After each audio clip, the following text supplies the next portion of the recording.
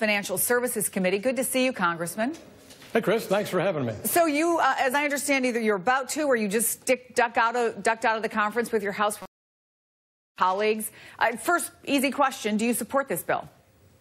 I do support the bill. I want to see the final product out of the conference in order to make that final determination. So you really don't know what's in it, along with, I guess, most of the rest of us, for sure. Well, the conference is still working on it. I expect to see text probably as early as Friday afternoon or Friday evening. And then I think members will have the opportunity to study it carefully over the course of the weekend. So, I mean, we heard the criticism, and I worked in the White House during the Obama era, so I know this. You know, Republicans repeatedly criticized that administration for trying to ram things through. Criticize Chuck Schumer, criticize Nancy Pelosi.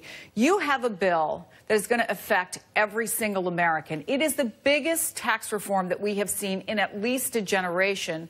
And yet, the American people who are living their lives, getting ready for Christmas, taking the kids to the Christmas pageant, going to the mall and getting their presents, are supposed to make an informed decision so they can call you a member of Congress and let them know how they feel. Is that any way to run a railroad, Congressman? Well, Chris, thanks for the question. You know, in the 113th Congress, the 114th Congress, now the 115th Congress, both the House and Senate have had extensive hearings on the exact kind of language we've had in reforming the corporate tax code and the kind of pro-family, pro-growth individual tax reform changes that are in these bills. And as you know, both the Senate bill... But you wouldn't argue that the average American was following that as closely as you are. That's your job. Should the American people have more time to truly consider what the impact on them individually will be? Well, I think people have been studying it all during the past 6 weeks as this has been discussed in the House and Senate and the text has been available. I know I've done meetings throughout my district with people and tax preparers and CPAs and other experts to understand the ramifications of the bill and how it will impact positively both family budgets and our greater economic growth.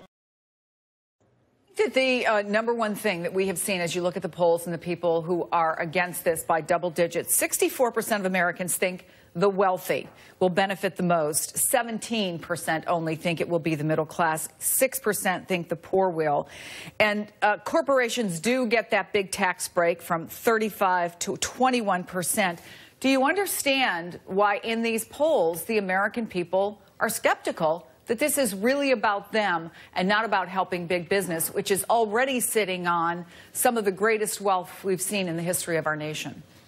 Well, Chris, the bill design in both the House and the Senate clearly is to create a more competitive, pro-growth business tax code. There's no doubt about that, so that we increase investment, productivity, and jobs and wage growth in this country, which we've not had in over a decade. You know, these CEOs have said, a majority of them have said that they're not going to use this extra money to hire people. Well, that's not what the CEOs in my district are saying, but I appreciate your point of view. And the other point is that doubling the standard deduction, doubling the child tax credit, lowering rates up and down the age and income distribution curve are benefiting Americans at all point of the family income bracket. And I know from looking at the details in the House and Senate bill that if the conferees do a good job, they'll have a result that will benefit many, many millions of households in this country. I just want to ask you really quickly, if I can, on a different topic. As you know, Roy Moore lost yesterday. He is in one of the reddest of red states. Did the Republican Party make a mistake here? Did Steve Bannon blow it? What happened here, and is there a lesson for 2018?